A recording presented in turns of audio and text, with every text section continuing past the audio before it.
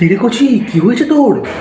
আরে আমার কেমন যেন ওকে দেখার পর গায়ে কাটা দিচ্ছে। আমার কেমন যেন অস্বস্তি হচ্ছে, আমার হার্টবিট না বেড়ে গেছে, আমার না কেমন করছে, আমাকে না ডাক্তারের কাছে যেতে হবে। কোচিকে বলো ডাক্তারের কাছে না যেতে। এই বয়সে এরকম হয়ে থাকে সাধারণত হরমোনের জন্য। আসলে আমাদের শরীরে এই টেস্টোস্টেরন বা ইস্ট্রোজেন, পুরুষদের টেস্টোস্টেরন এবং ইস্ট্রোজেন সাধারণত ইন্দ্রিয় লালসা বা কামুক চিন্তাভাবনার জন্ম যোগায়। তাই জন্য এটাকে কি বলা হয়? লাস্ট হরমোন বলা হয়।